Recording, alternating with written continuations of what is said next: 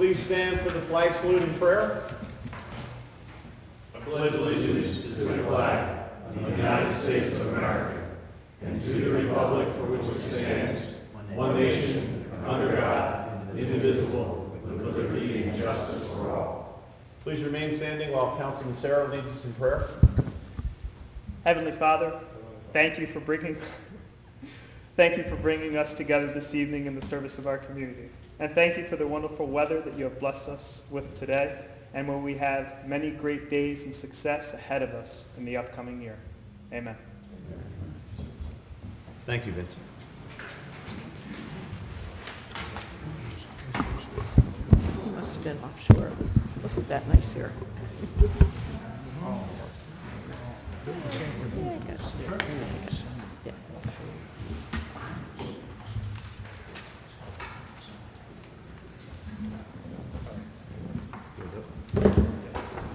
If I could ask you to stand again for a moment of silence. Vince?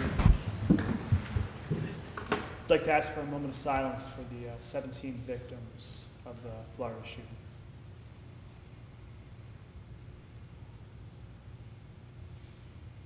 Thank you.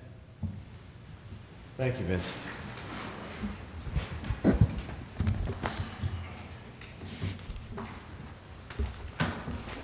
Okay, at this time, we had our executive session that began at 5 o'clock. And as we always do, our solicitor will comment on the topics that were discussed in executive session. In executive session, Mayor and Council received a report from the manager in regard to certain personnel matters.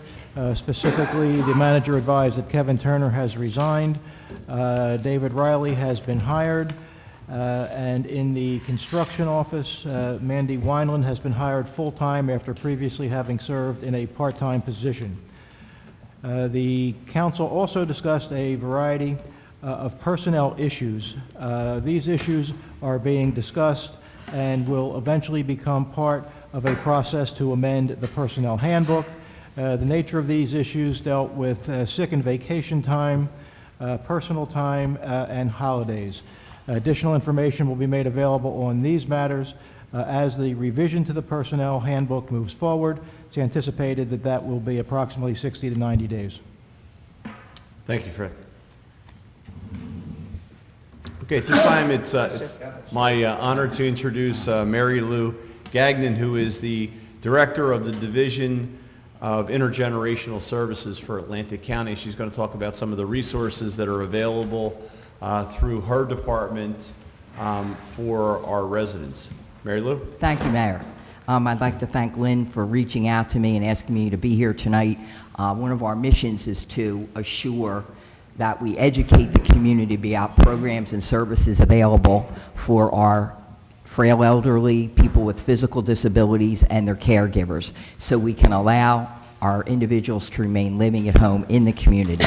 I'm going to speak to you tonight chiefly about very important funding, Older American Act funding, signed into law by President Johnson. Can you hear me? Am I sure? Okay. In 1965. And that funding is available to all the states in the Union, and it's essentially allocated on how many people over the age of 60 reside in each state, and how many are frail, and how many are minority, and how many are poverty. The Atlantic County receives about $2.5 million a year to plan and provide services for individuals over the age of 60. Our chief service that we have, and something that we're mandated to fund, is called Information and Assistance. And we have a toll-free number. This is all outlined in all your packets. And it's 888-426-9243. And we have staff available Monday through Friday from 8:30 to 4:30 to answer questions such as pharmaceutical plans. If you may have heard of PAD and Senior Gold, these are plans that are available for certain people who meet the income criteria for them to receive pharmaceutical assistance. We have certified Medicare counselors. You may be aware of Medicare. There's open enrollment every year between October and December. And it's very important that our individuals select the best plan. There's Medicare A and B, and then there's supplemental plans that people must have, because Medicare pays about 80% of the cost, so it's very important to have a supplemental plan and then a prescription plan.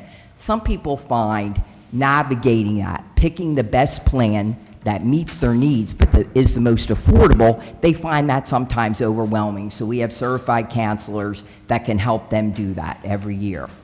For individuals who appear to need more assistance than just over the telephone, this is free to anybody over age 60 or anybody with a physical disability under 60, and a case manager will go out and visit the home. They will help identify the needs, because some of our individuals don't really know what their needs are. They help identify those needs and then match up services to meet those needs. One of those most sought after is home-delivered meals. We deliver about 500 home-delivered meals throughout all the municipalities in the county for people over the age of 60 who are homebound, frail, cannot prepare a meal for themselves. We have a tremendous partnership that dates many years back with the city of Brigantine, because all the other municipalities, we have about 4 or 5 truck routes with paid staff. In Brigantine, contingent of volunteers that deliver those meals Monday through Friday. Great group. I go back to Ernie Satani days, and then followed by who I miss very much, Tom Shanley. Bob's great, he's relatively new. And then, of course, anytime we deal with Mr. Mogan at the community center, it's a really great working relationship, and the county really appreciates the support of this municipality. We do, and I know you're aware of that, we run about 10 senior centers. You have one right here at the community center. Really enjoy a great partnership with. We serve about, 45 to individuals to 50 individuals there Monday through Friday. We provide a 1 noontime meal that meets 1/3 the DRI that used to be, RDA. And we have socialization activities. So people get out. We provide transportation to the centers, and they play bingo, have guest speakers, exercise class, whatever it is that the seniors want. And again, it helps get them out and interact at that beautiful community center. Transportation goes back and forth every year with affordable housing is what's the most priority need. We provide about 150,000 one-way trips a year. We have 40 wheelchair lift-equipped vehicles and about 40 drivers. We take people to the senior centers, to dialysis, to medical appointments, to recreation, to employment. Very much sought after across all population groups is transportation. There is a brochure in there that describes what the county provides, but also New Jersey Access Link that's available for people with disabilities, and public transportation, and some of the municipalities like Brigantine that help out with transportation as well. So does the city of Ventnor, city of Margate, that helps enhance what the county can do. We have residential maintenance, Mr. Fix-It, very popular program. This provides minor residential home repair. We put in window air conditioners in and out every year. We deliver fans. We do very light plumbing, very light electrical, repair windows and door locks, anything that keeps seniors living safe in the community. And I'm going to stress that this is free, and there is no means testing for these programs. Older American Act. 60 or older, we do not ask questions about income or assets because we're not required to do that. One thing we are required to do is ask for a donation. So we ask for a donation for these programs. It's been set at $1 for many, many years. So like we ask for home delivered meals, we ask for the donation, and as well as in our congregate meal program. We fund legal services. Many seniors find that legal services are expensive, and so we fund legal services, and they help provide assistance with legal wills, living wills, landlord-tenant issues, help really get out in the front to prevent evictions. People that live in senior housing complexes. Are you guys aware of the hoarding issue that we have? It's really very tough. So we try to get out there and help people that have those hoarding problems before it gets to the point of eviction. We also have telephone reassurance. This is, again, geared to people that live alone and are isolated, and our Cape Atlantic, Contact Cape Atlantic calls you every day if you'd like to, and they talk to you and make sure that you're okay. And they also provide for people that have depression. They provide some support in that regard. Response Alert, has anyone heard about the emergency personal response systems? Goes a long way. because it's not a bit unusual for us now to have people well into their 90s, 104-year individual, and they're living alone. We found that many people were not getting the personal emergency response assistance because they couldn't afford to pay for it. It's about $30, $35 a month. And along with everything else that seniors are paying for, that was something that they weren't signing up for, but they were falling. So we fund that with the Older American Act funding. We pay for the installation and the monthly fee. Project Lifesaver for individuals with dementia. Everyone's living longer. 1 in, I think, 5 people over the age of 85 develop Alzheimer's or dementia, so people get lost. And we help fund Project Lifesaver through the Sheriff's Office, that the individual with dementia can wear a bracelet, so if they do get lost, they're able to be located, so it's really good. We have many programs that are available to support caregivers. Without the informal caregivers, many people would end up in a nursing home. So we fund social day care programs that are designed specifically for people with dementia. And that gives the caregiver a break. They're able to go to a center, receive attention, socialization, stimulation, and a meal, and then they're brought home. We have in-home respite programs that someone can come in so the caregiver can simply go play a round of golf, go to their doctor's appointment, go get a haircut, provide some relief. We also have programs that are designed to place someone temporarily in a nursing home should you have to go, if you want to go on vacation or if you have a medical procedure that has to get done. Again, these are all designed, we fund support groups designed to help caregivers. We have some exercise programs, arthritic swim program. We have one right here in Brigantine Aquatic, and that's for people that are 60 years or older that really benefit from getting in the pool. We have a contract with Brigantine Aquatic, JCC in Margate, and Betty Backrack. We also help grandparents raising grandchildren. Large percentage of people in Atlantic County are grandparents raising grandchildren, but unlike foster care, grandparents are not subsidized. So we help pay for back-to-school clothes, shoes, summer camp, emergency assistance for the grandparents, things that the grandparents would have to pay out of pocket for that no one else helps them with, but yet they're caring for grandchildren. We also have Adult Protective Services. That is designed, you probably read about that, it's designed for people over the age of 18 that we receive reports of abuse, neglect, or exploitation. We have 72 hours to respond to that. We do the investigation and then respond accordingly if we have to, obtain guardianship, if there's caregivers exploiting the individual or neglecting the individual, we can take necessary steps to help alleviate those problems. When I first started, I would say the majority of our cases were self-neglect. Individuals or caregivers that didn't know that there was neglect. They didn't know themselves, poor nutrition or poor environmental conditions, not taking medications. They didn't really realize it. Today, unfortunately, it's much more about financial exploitation by family members. So we have to step in and see how we can, but the banks are getting very much in touch. They're sending us referrals when they're concerned about people, their financial status. We also have our mental health administrator. We are not allocated, the state allocates up to $20 million a year to help provide mental health assistance to individuals in our county. People that are discharged from Ancora and they need a lot of support services, so we do receive that money and we do monitor those programs.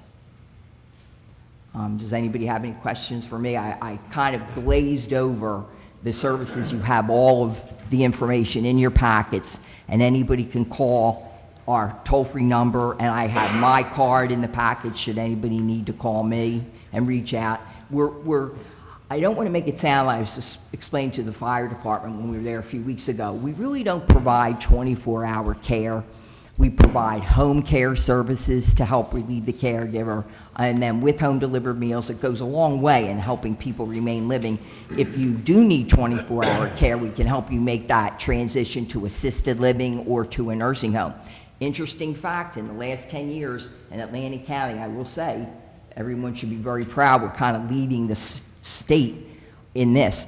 We used to have, about 10 years ago, about 93% of individuals, frail elderly in nursing homes. It's down to almost 50%. And that's due to the programs that we're talking about here.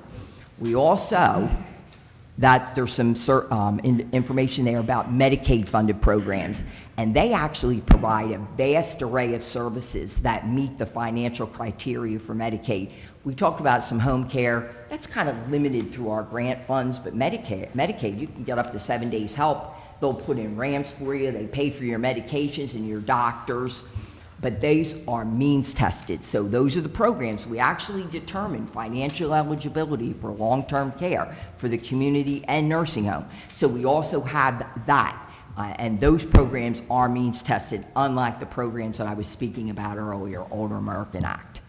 So I would just sum it up that if you see someone that you may have a concern about, feel free to call our toll-free number, and we'd be glad to provide them services and assistance. I had a person the other day ask me, and I was listening to you, and you said one way to the doctors, One-way trips. one-way trip. But we provide round trips. Those are the stats I So if they capture. go to a doctor. Do we bring them home? We bring Yes. them home. Yes. Yeah. Well, sometimes you don't want to. Well, no. And it's just the way we measure the trips when we report to the state. We measure one-way trips, but they're round trips. And I think you have a great program, and, you know, I certainly, with the Alzheimer's and stuff like that, you have mentioned, I think that's a fantastic program, for me going through that. Right. It's been tough. Yes. Tough.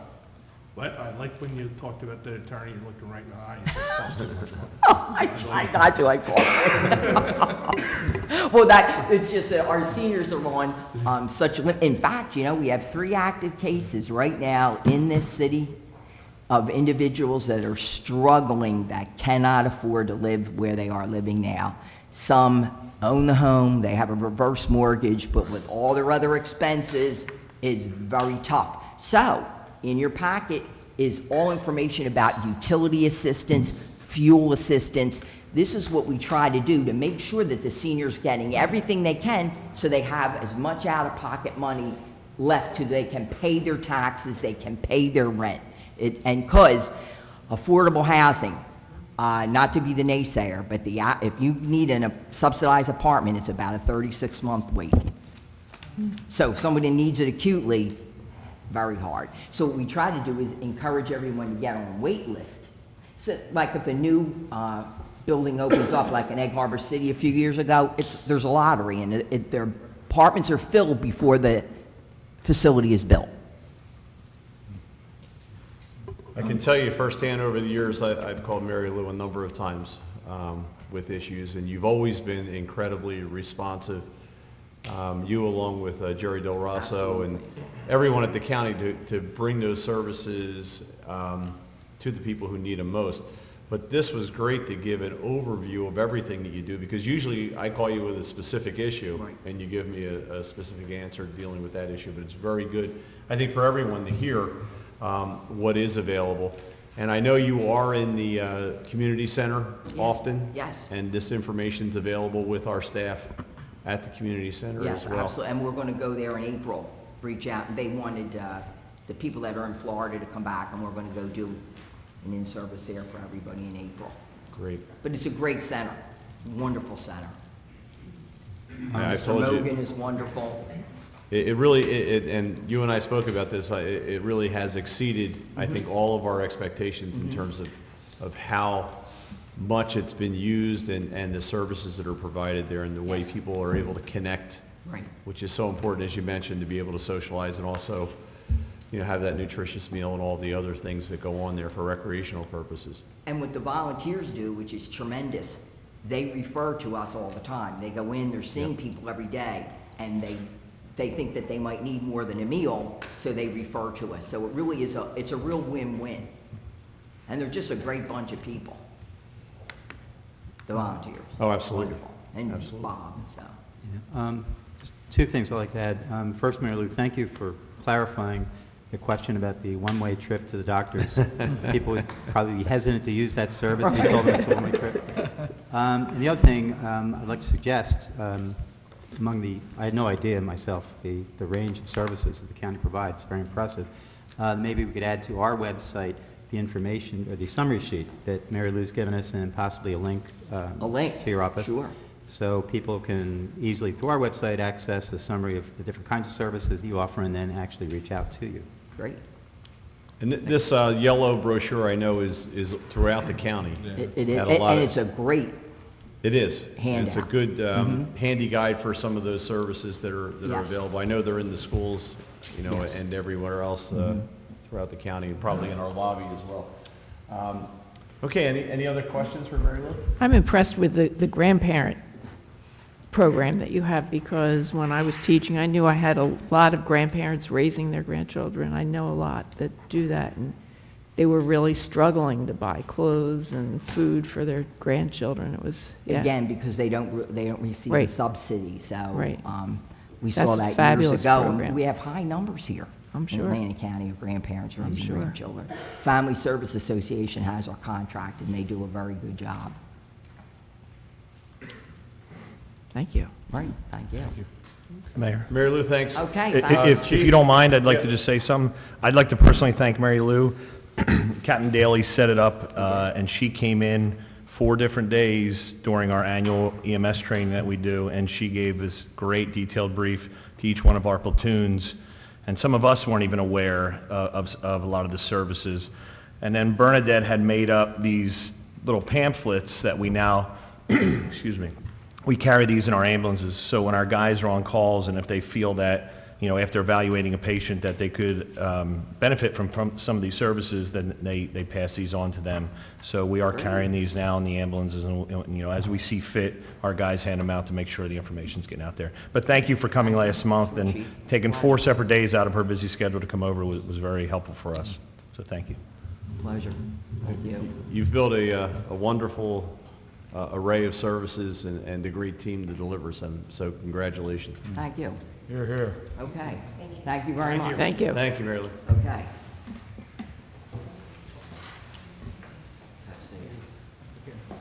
Take care. Okay, next order of business is the approval of the 2/7/18 council and executive session minutes. Could we have a motion and a second, please? Make that motion. Second. Any additions, deletions to the minutes? Seeing none, can we have roll call, please? You? Yes. Reardon? Yes. Haney? Yes. DeLucre? Yes. Sarah? Yes. Simpson? Yes. Mayor Gunther? Yes. Motion carried. Next, we move to the approval of payroll, requisition list, and operating expenses. Could we have a motion and a second, please? So moved. Any discussion? Okay, seeing none, can we have roll call, please? You? Yes. Reardon? Yes. Haney? Yes. DeLucre? Yes. Sarah? Yes. Simpson? Yes. Mayor Gunther? Yes. Motion carried. Okay, at this time, I'll open the meeting for public comment on agenda items only. If anyone would like to comment on any of the items that are on the agenda, please step forward, use the microphone, and state your name and address for the record. Okay, seeing no public comment at this time, I'm going to close the public portion at this time. Mr. Stinson is going to present the manager's budget, and I will turn it over to Mr. Stinson. Thank you, Mayor. The city manager is required by statute to deliver to the mayor and council a working document for the preparation of the annual municipal budget. In preparing the working budget document, Roxanne and I have met with each department head to review their budget requests. There was also a special meeting held in December, open to the public, where the department heads formally presented their operating budget requests. Roxanne and I have reviewed each department's request and worked together with the city's finance department to prepare and collect the data for the budget document. We have worked with City Auditor Leon Costello to verify compliance with the state spending caps laws, the tax levy cap law, and other budget regulations. The city manager's proposed budget are compliant with the tax levy cap law and the spending caps laws. The statute calls for the manager to present the budget document to the governing body which commences the formal budget process under control of the mayor and council. This open meeting allows for transparency in the process, as well as an opportunity to report to the taxpayers and the residents the manager's budget recommendations. The working budget document has been prepared in the format required by the Department of Community Affairs, Division of Local Government Services, and includes the city's current fund budget, the water and sewer utility budget, and the Goff utility budget. While the city manager's recommended budget is submitted to the governing body on the recognized state budget forms, I want to be clear that the presentation today is not the official introduction of the city's budgets. At the conclusion of tonight's meeting, the working document belongs to the mayor and council, and they may make changes to the recommended budget or move to introduce the budget as recommended at the future city council meeting. The revised budget calendar allows for the introduction by March 16th and adoption by April 20th, or the next regularly scheduled meeting of the governing body. Several years ago, the state divided all municipalities into 3 groups for self-exam, and Brigantine was placed into Group 3. On a rotating basis, the budget for one of the groups is reviewed by the Division of Local Government Services for approval prior to council's adoption. The other 2 groups, based on specific criteria and certification by the Chief Financial Officer, are eligible for self-exam and adoption of the budget. All municipal budgets are forwarded to the Division of Local Government Services after adoption. In 2018, Group 3, which is Brigantine's group, will be reviewed by the Division of Local Government Services, and Groups 1 and 2 are eligible for self-exam. Since 1977, municipal budgets have been prepared in compliance with the spending caps law. Each year, municipalities are allowed to increase the budget appropriations based on a percentage index, similar to the Consumer Price Index, with certain exceptions. For 2018, the CAP's cost of living adjustment is 2.5%, which limits the growth in total appropriations to 2.5%. However, by statute, municipalities are permitted to increase expenditures by 1% up to 3.5% upon the passage of an ordinance.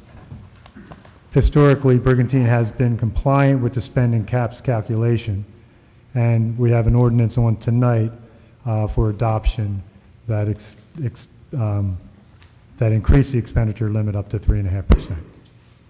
In 2008, Governor Corzine created the tax levy cap law, which limited the growth of the municipal local purpose tax to 4% annually. Certain exceptions or exclusions are part of the law. In 2010, the tax levy cap law was amended, reducing the permitted increase from 4% down to a 2% limit. The city manager's recommended budget is in compliance with both cap laws. As presented, the proposed 2018 current fund budget is $1,120,765 under the 2% tax levy cap limit. In addition, the proposed budget is under the 3.5% spending cap calculation by over $2.7 million.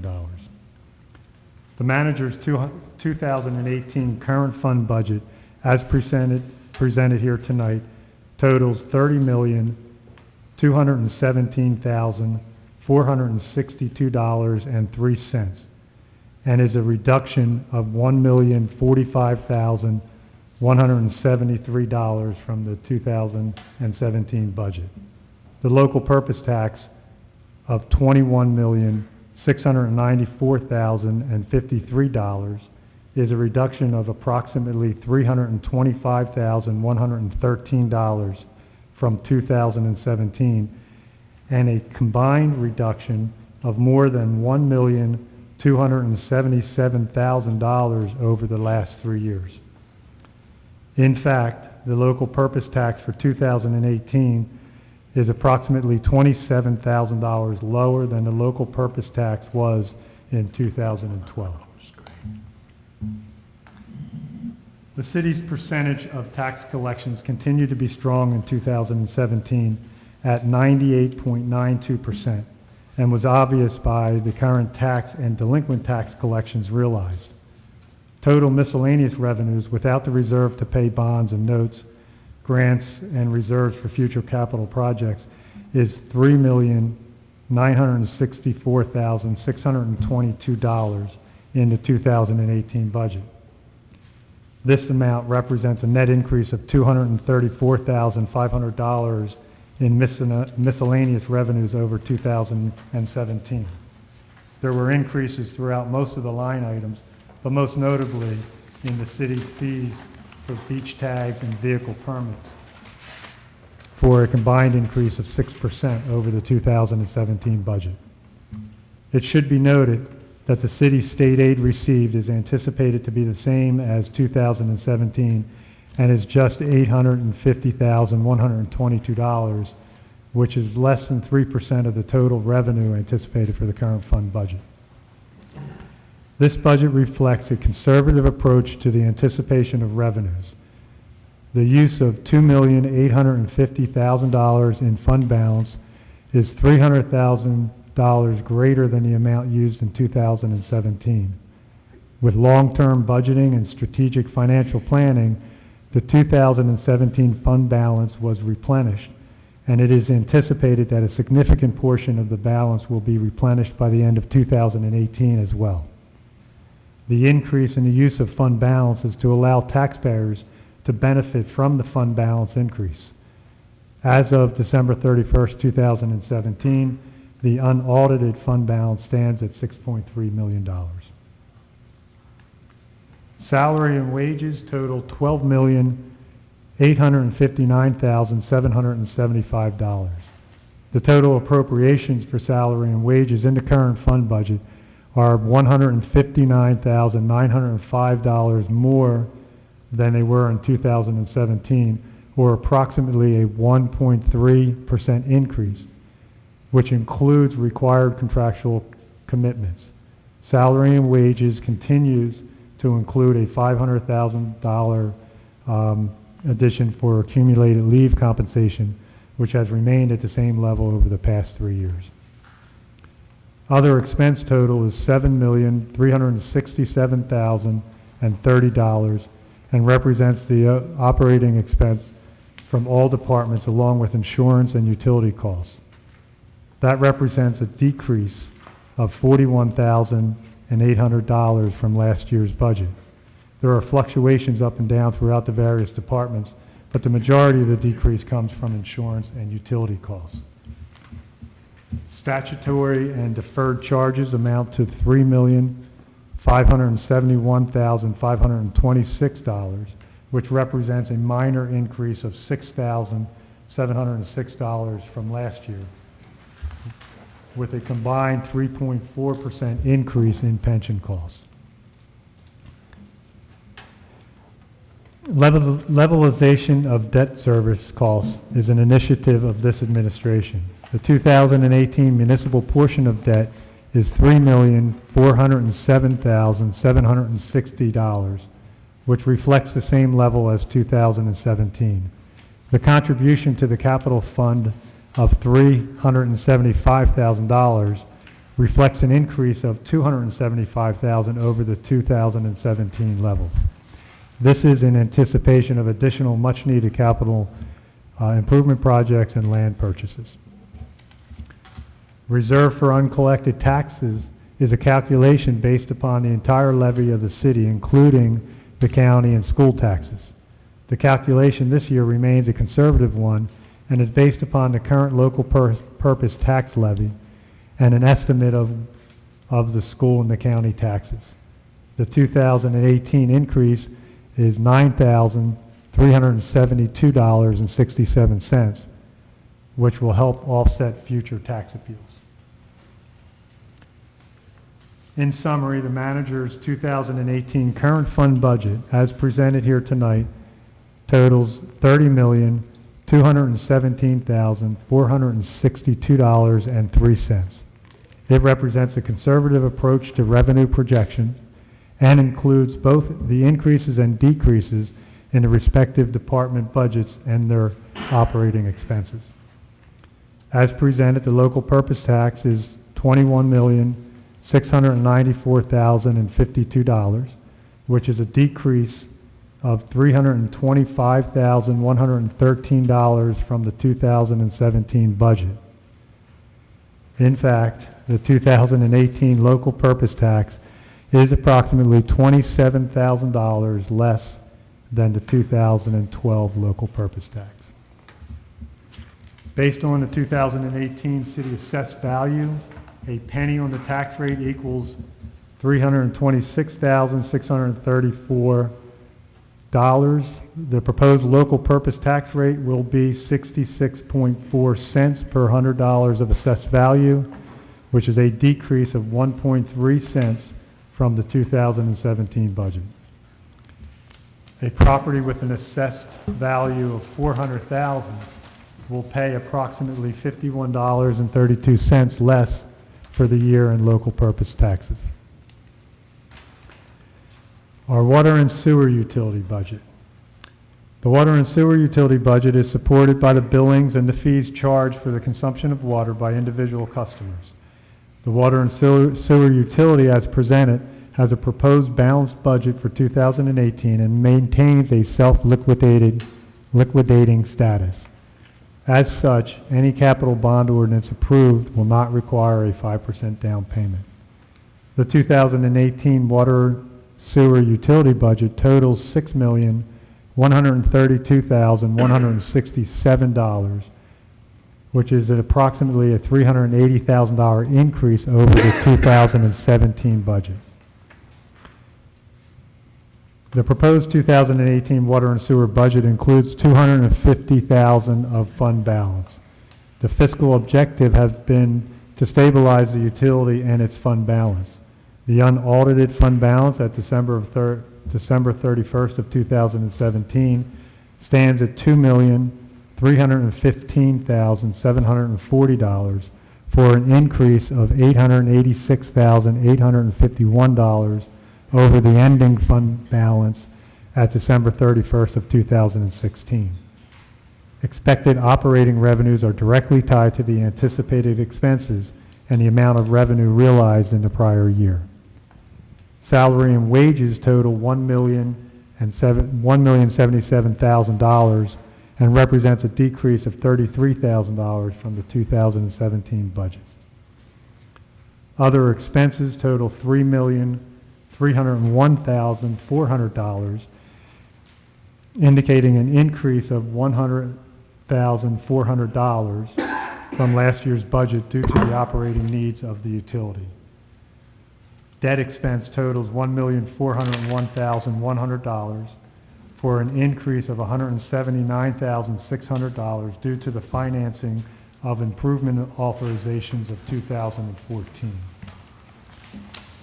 Deferred charges of $136,167 represents the funding for unfunded portions of old improvement authorizations.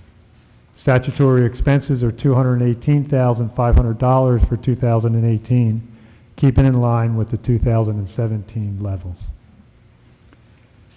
The golf course utility. The golf course utility budget for 2018 totals $1,178,007 and is a decrease of $48,993 as compared to the 2017 budget. It is the goal of this administration to operate the golf course utility as efficiently as possible while maintaining the recreational opportunity for residents and visitors and preserving the open space that is so valuable to our island. The current 2018 golf course utility revenues have been anticipated up to the level of the 2017 realization amount of $732,000 and the contribution of the city for debt payments. The proposed budget anticipates debt payments of $399,600. The 2018 budget consists of the value of the contract that the city has entered into with the Atlantic County Improvement Authority to run the golf course. For 2018, the contract is based upon the anticipated expenses required to achieve the level of revenue and came to $778,407 representing a 4% decrease from 2017. Debt has decreased due to the effects of the 2017 payments of bonds and notes, and the bonds having been paid off at the beginning of this year.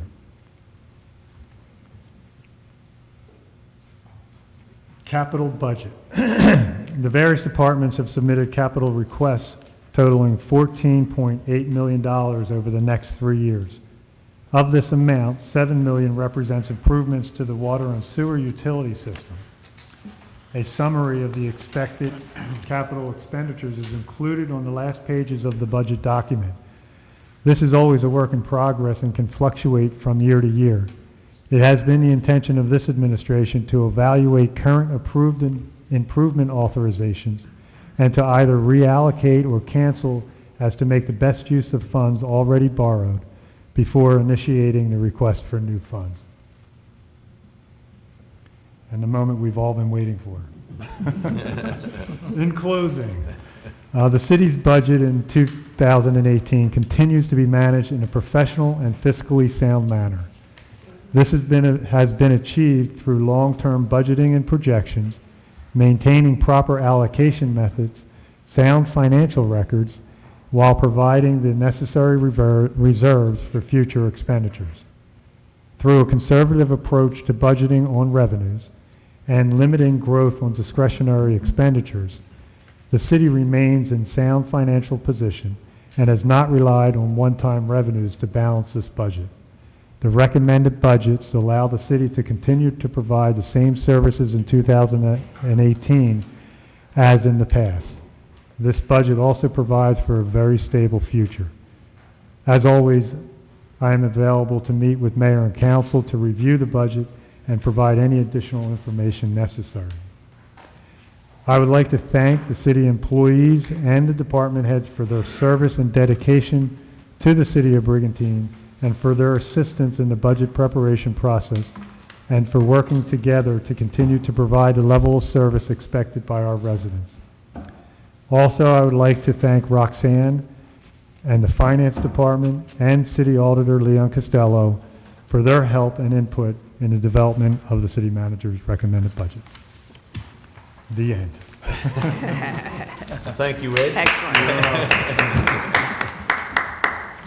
Thanks for your patience. Thank you. And, thank you for your work Well done. with the department heads and the finance team, Leon and Roxanne, for putting together the budget and for delivering the good news of a tax decrease for 2018. I know that council members will want to get more immersed in the budget over the next couple of weeks. And as we have done in the past, we have met with the manager, with Roxanne and with Leon to go over the budget closely and to understand completely, everything that makes up where we are right now with the manager's summary of the budget. So I would encourage council members to do that over the next few weeks. And I know that all of you will make yourselves available, as you always do, to do that type of review.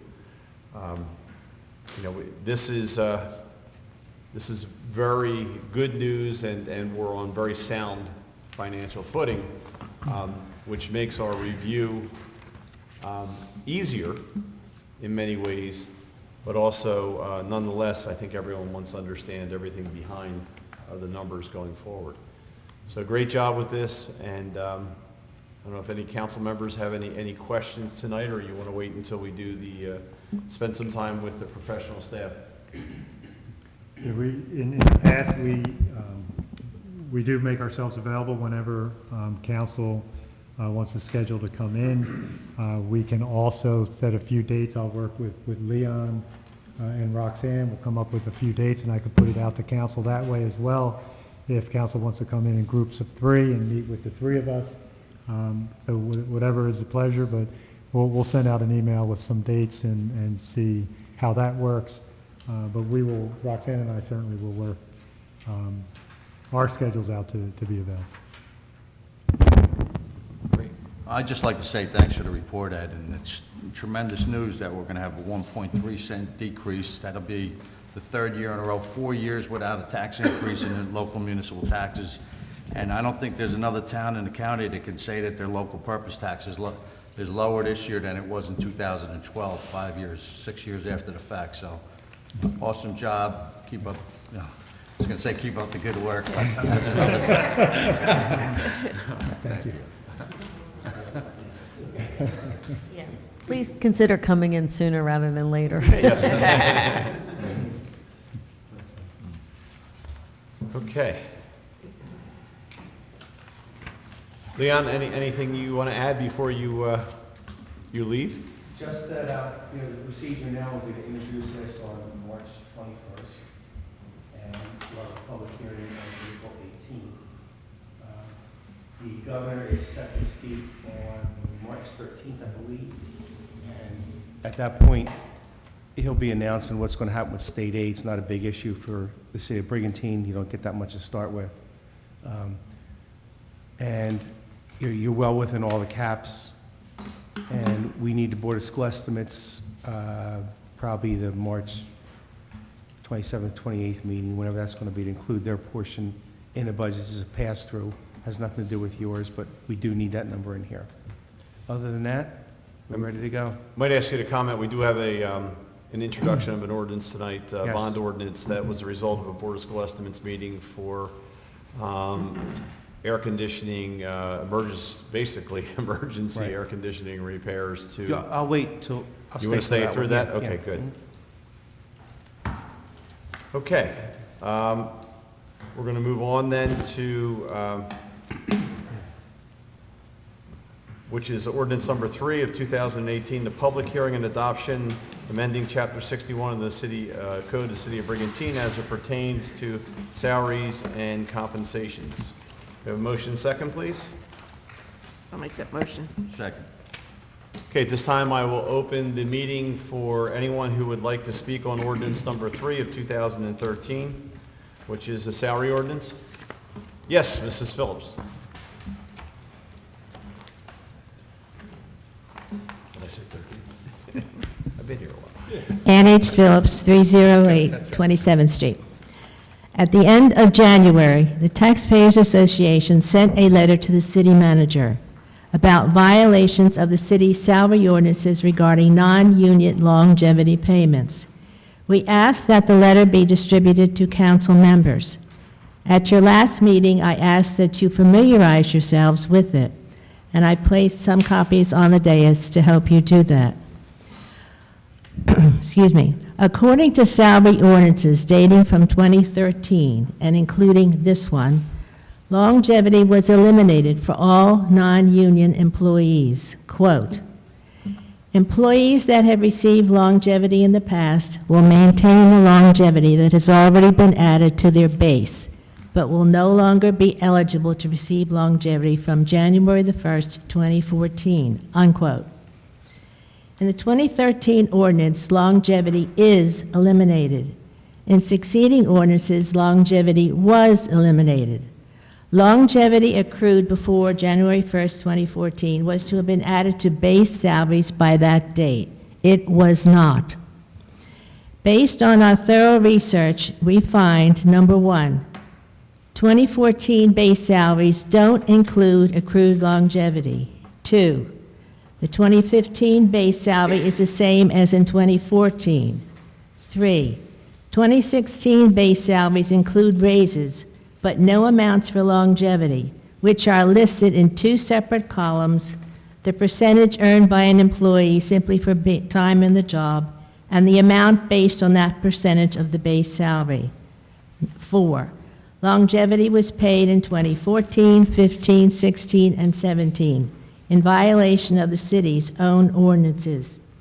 And 5, the separate amount of longevity increased as the base salary increased, a fact also contrary to the ordinances, which state that the amount of longevity to be added by January 1st, 2014 is static, frozen, and not eligible for any increases as the salaries increased. Over the years, Brigantine taxpayers have paid millions of dollars to fund unjustified longevity payments. Progress has been made in reducing this burden on taxpayers, but this avoidance of compliance here, which appears intentional, is a regression. The language of these ordinances is clear. There's no basis for any misinterpretations.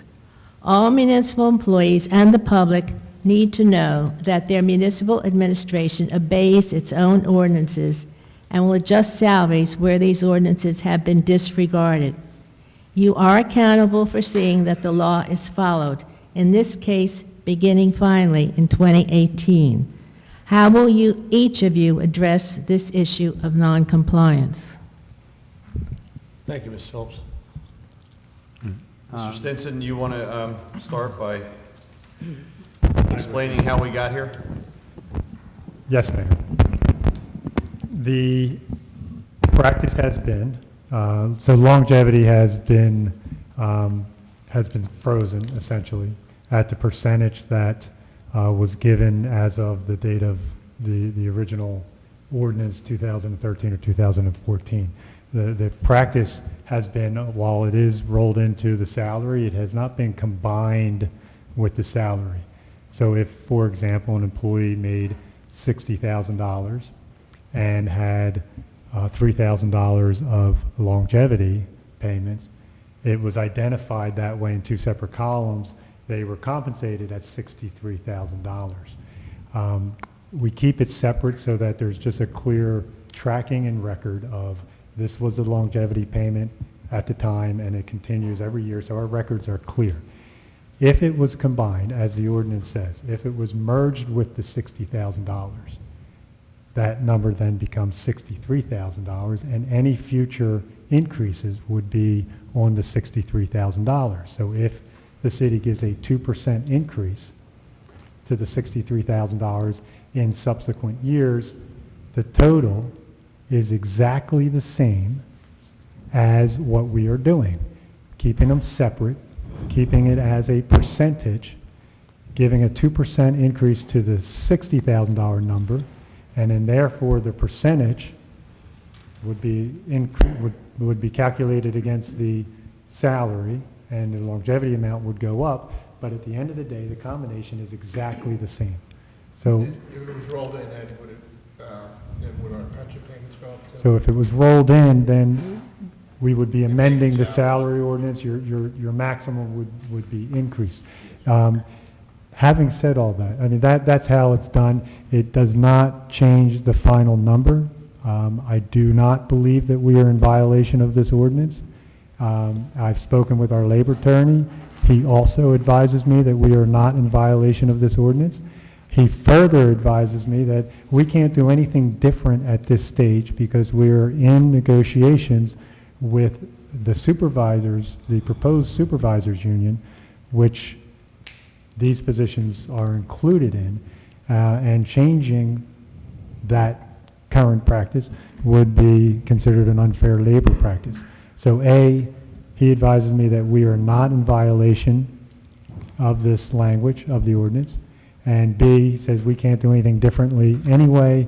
It will be resolved when this contract, this proposed contract, is negotiated and whatever the settlement is with council in that process. That sounds like, let's put it this way, it certainly is not matching or in complying with the language that's used in the ordinances. There was no placement in the base salary of the accrued longevity amount. And that's precisely what it says. So what he's explaining is not what you have put in your own ordinances. And people are continuing to get longevity when the ordinance clearly says eliminated, was initially, and then is, and then was. It isn't. You've got a non-compliance here that is just amazingly clear, and what Mr. Stinson said just doesn't make any sense. Right. We were dealing with non-union employees. Right. Mrs. Phillips, just so we're clear on this, and I have to be careful how I phrase this, because what you're proposing may cost the city more money. Why don't you write the ordinances the way you expect them to be followed? You did not. Well, if there's a problem with the ordinance, we can change that, but what I'm going to ask Mr. Stinson is, were there any employees hired after January 1st of 2014 who received longevity? No, there were no employees that started longevity Right. after the ordinance. So even if they eliminated. were employees who were in the system and they were approaching correct. that time when they would have received longevity, they didn't get longevity. That is correct. So the issue that we're talking about is how longevity was applied to the people who already had longevity. That's correct. And- There are and 10. If our ordinance is interpreted the way you interpret it, I may be wrong on this, but it may cost us more.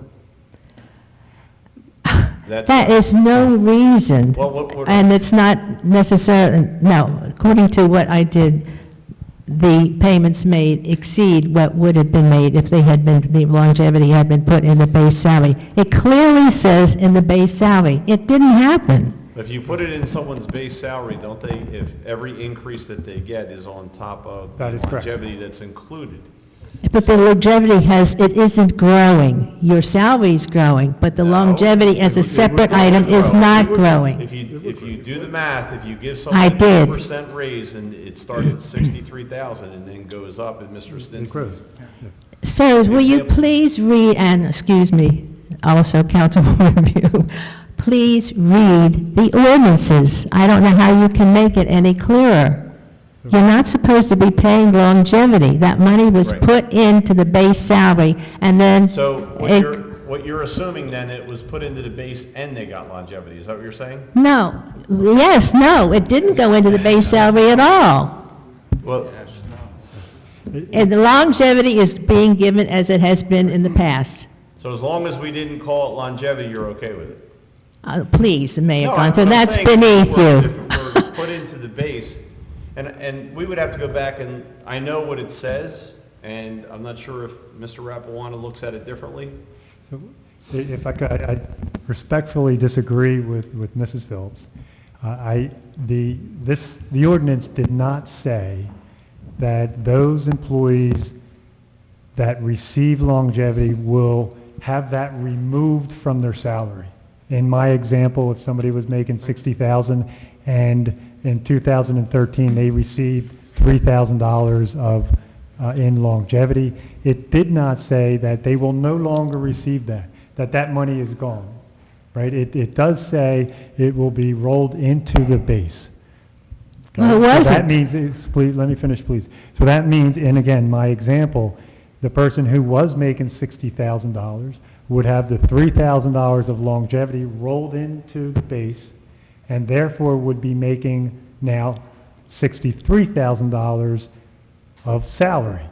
And then, if you give a 2% increase, and a 2% increase, the longevity of 3,000 grows at 2%. So the longevity, in theory, would grow as well. And it ends up, and I have the math, an example of the math, which I'll be happy to sit with you after the meeting, Ms. Phillips, that will show what we are doing by keeping it in two separate columns, giving the 2% increase to the base salary, and then maintaining the longevity percentage of 3% or 5%, whatever it is, keeping that separate calculation and then adding them together, it's exactly the same number. So whether we had combined it or we keep it separate, it ends up with the same number, and the only other option is taking it away completely. That when this ordinance was passed, that $3,000 payment gets taken from the employee and they go back down to only getting the $60,000, and that's not what the ordinance says. So again, my conversation with our labor attorney is that we are not, that we are in compliance with the ordinance. That language is, could be clearer, but regardless, we are in the process of negotiations with a proposed union that will set this to rest officially with a contract. I'd like to read from the ordinance of 2013, Section 5, quote, "Longevity is eliminated for all employees from the date of this ordinance. Employees that have received longevity in the past will maintain the longevity amount that has already been added to their base salary, which was supposed to have been done at the end of 2013, but will no longer be eligible to receive longevity from this day forward. They continue to get longevity." Yes, but the problem is, and Mr. Stinson, I think, has already identified it, the language in that ordinance could have been written stronger in that if you're saying you're going to maintain the amount, then what Mr. Stinson has done is they've maintained the amount. The amount in the example used is $3,000. You can't maintain the amount and add it to the base because It's maintained in the base. They're getting longevity now that they're not entitled to. what happens if they get a raise? They get a raise. Then the amount of the longevity increases because the base increases. No. You understand that?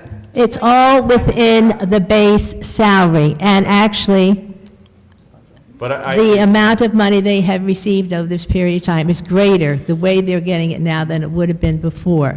So, right, so no. this could be the second Why time. do you phrase it, Mayor Gunther, like this? You write an ordinance, but you don't believe it. You say it doesn't work. Well, things are, as you know, that's why we have attorneys. No, let's not get into attorneys No, I'm here. saying that We the- can all read English, and that's what the English says. Well, what it says, actually, it looks to me like it's almost contradictory in terms of you can't maintain the amount if you put it in the base. It's frozen. It's frozen, yes, exactly. I'm glad you used that term, because it's frozen, it doesn't grow. It's growing now. If you put it in the base, it has to grow. No. Has to grow. No, it doesn't. Your salary's growing based on the total base salary in which the longevity was placed. It never was. So you're getting longevity every Well, I would single suggest year. Before you go too far out in this direction, you may want to sit down with Mr. Stinson and look at the math, because this could be the I've second- done the math. Well, you may want to look at the math that Mr. Stinson has, because you could be arguing for an increase. No, Mayor Gunther, I'm arguing for conforming, complying with your own ordinance. I think the formula has been applied. You- Perhaps the word longevity shouldn't be used in that column. Maybe it should be called something else. Former I longevity. think you're up here as counsel. You ought to know what you're putting in your ordinances and what the words mean.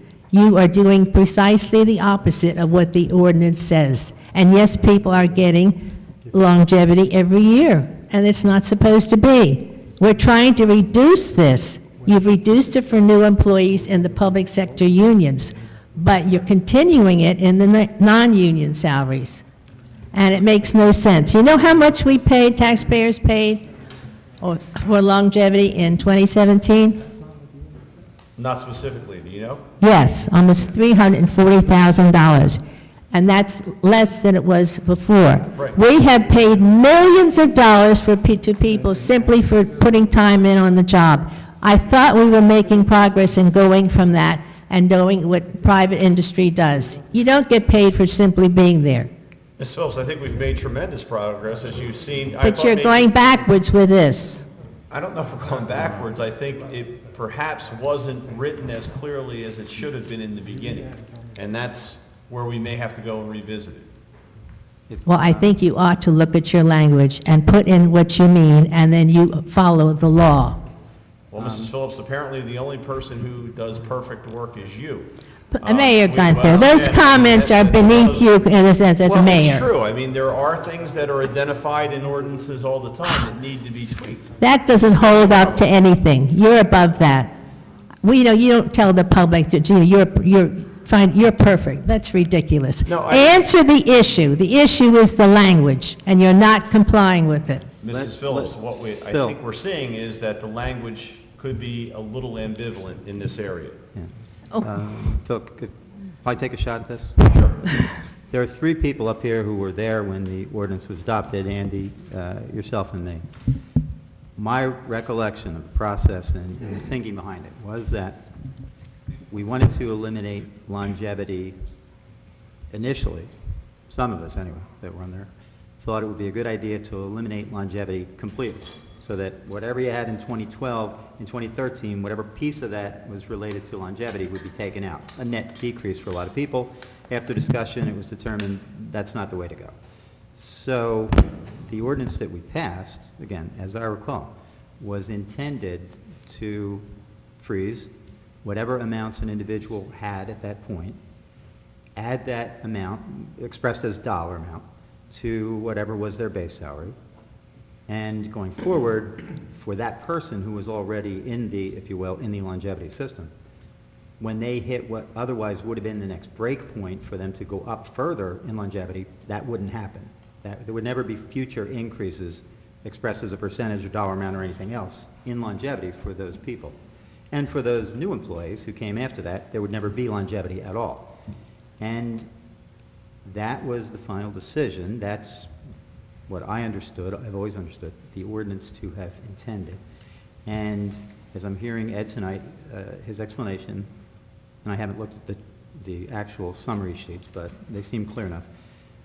The bottom line is that a person, the hypothetical person who was making, let's say, $60,000, and we're going to make up numbers, $60,000 in 2012 and $3,000 in longevity pay for a total of $63,000 in 2013, was still getting $63,000. But there would not be any further increase to the 3 piece of it. The $3,000 that that individual had as a longevity payment was, that part wasn't going to grow. And again, if I'm understanding what it was saying, in the intervening years, to the extent that there have been percentage increases in base salaries for any of these people, those percentage increases have not applied to the, what I'll call the longevity piece, or in our hypothetical, the $3,000 piece. Now, the thing that seems not to have been done, and strikes me as, yes, it's literal noncompliance, but it sounds like it doesn't affect the bottom line, is that we didn't specifically take whatever were those longevity amounts and plug them into the base salary to create a new higher base salary effective in 2013. Had we done that in our hypothetical, that person would have had a $63,000 base. If the next year there was a 2% increase, it would be 2% of $63,000. As it's been played out, that person has a base salary of $60,000, or had a base salary of $60,000 in 2013. If there was a 2% increase, it was 2% of $60,000, a relatively smaller number than 2% of 63. Is it literal noncompliance? Yes, because the wording of the ordinance said it is to be added to the base. I don't know, A, because it doesn't seem to have had any substantive impact on each person's bottom line and what was intended. And I should stress, and I don't think, Ms. Phillips, that you are espousing a position that longevity was to have been completely removed, that our hypothetical person who's getting $3,000 in 2012 would no longer get that $3,000 piece of it. Well, that's not what it says, though, actually. And also, as the salary increases, the longevity increases. So it's not that the longevity is frozen. It's continuing to grow. Well, that's a different thing, and that's a question I would have. If, in fact, we have been applying subsequent raises, not just to the base piece, but also to what we'll call, for these purposes, the longevity piece, that, again, technically may not meet what the ordinance intended, but actually, in practical terms, had we folded those fixed dollar amounts into each person's base salary, they would automatically have been, because they're now part of the base salary, the concept of longevity would have gone out the window, and it's all base salary. So a salary increase is going to affect your base, and the math of that would be, whatever percent times 63,000 rather than 60,000. So if in fact, and I don't know this, but if we've, in the intervening years, applied any raises to both the 60,000 and the 3,000 piece, that's what would have happened had we formally, or more formally, put the two pieces together beginning in 2013 under the one label of base salary. Well, there seems... Making a lot of assumptions there, but that's what shows. And in some I could say something else, too. I think maybe whoever was the city manager and the governing body who was in the majority who approved that at that time, they might have messed it up, and not this group that's here, because now we have some competent and excellent professionals that doing a fine job, and, you know, we've reduced the taxes over the last 4 years. The point is that the language you're using in every single ordinance is the same. And you've been here now, what, almost 3 years? So that argument doesn't wash. You have an obligation to write an ordinance that is clear and will not be misunderstood. And that, somebody, you failed to do that. So, Ms. Phillips, if we look at it for all practical purposes, we are in compliance, it's just the way that it's listed in Well, the documents that Mr. Stinson has. if there's something that is confusing in the language, then you're really not in compliance. If it reads one way and you're doing another, that's not compliance. The point is, if we're trying to eliminate, you try to eliminate at least, or reduce it by folding it into the base salary, but then it keeps going on. It wasn't folded in, and it's growing, and it increases every time there's a salary increase. But if you So- folded it into the base salary, it would be increasing as well. You'd be increasing it by whatever. I whatever the tried rate both is. methods, and it came out higher the way you're doing it now. Okay, Well, well, you're you may- doing your if you- increases on the lower And amount. But, if look- we need to, if we need to modify the language, we'll do that. Well, now's the time tonight before you approve the ordinance. However, I think you need to look at, What The are you math. trying to accomplish? What are you trying to do with longevity longevity was. for non-union people? Right. Well, get your ideas clear and set it down in words that are clear to everybody. Thank you. Thank you, Mrs. Phillips. I stand duly reprimanded. Yes, you are. Okay.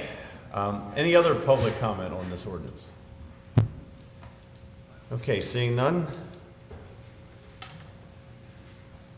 Any council comments? You're not going to talk again, right? No. Okay. Could we have roll call, please? View, Yes. Reardon, Yes. Haney, Yes. DeLucre, Yes. Sarah, Yes. Simpson, Yes. Mayor Gunther, Yes. motion carried. Okay.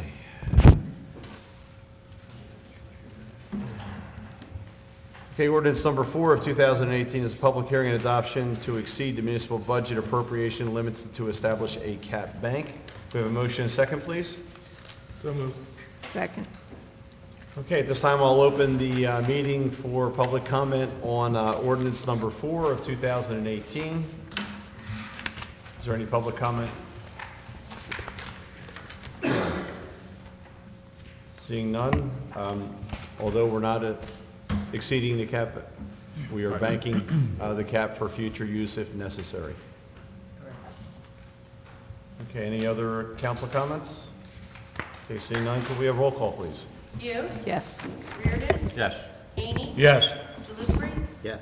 Sarah, Yes. Simpson, Yes. Mayor Gunther, Yes. motion carried. Okay, ordinance number 5 of 2018 is an introduction, and it's an ordinance to amend the code of the city of Brigantine, chapter 3, article 5, section 20, under vacancy, and pertaining to the length of time that could be served by an acting city manager. Could I have a motion and a second, please? So moved. Second. Okay. Any discussion on this? This would remove the 90-day limit for an acting city manager. And as all of us know, we unfortunately will need to fill that position.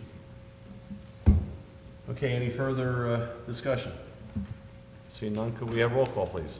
View, Yes. Reardon, Yes. Haney, Yes. DeLucre, Yes. Sarah, Yes. Simpson, Yes. Mayor Gunther, Yes. motion carried. Okay, ordinance number 6 of 2018 is an introduction of a bond ordinance appropriating $2,910,000, authorizing issuance up to $2,910,000 in school bonds and notes for various school improvement or purposes. And this, as was said earlier, is for HVAC systems at the middle school and elementary school. Could I have a motion and a second, please? So moved. Second. Any discussion? Two or maybe three questions. The specific HVAC work that's being looked at here, is this going to replace the system throughout the entirety of the building or a limited portion of it? And subpart B, what's the effective age of the HVAC system in place now? Rick, what we were told at the meeting was that the systems are approximately 20 years old. 20 years plus. And the main systems over the auditorium need to be replaced immediately, and then there are various systems throughout the middle school and elementary school that have to be replaced. This is not a list of every system that has to be replaced. This is a start in that process. I believe there are other systems that will need to be replaced in the future. I think there are, Ed, I don't know if you saw the work on the, they had some other systems in the middle school. I believe the through-wall systems are going to be at a different date. That is my understanding, Mayor. Right. The humidifiers and stuff like that? Yeah, there's cross space dehumid. Yes. Yeah. And some of the, But this is HVAC systems for the schools. there are some of those wall-mounted units that are individual classroom units. I Correct. think they are they would be at a different time, but they are scheduled at some point in the future to be replaced as well. But all the units on the roof are 20 years and plus. Okay. My other question is not to an exact dollar amount, but as close as you can get. How much do we have outstanding in bonds for school purposes right now?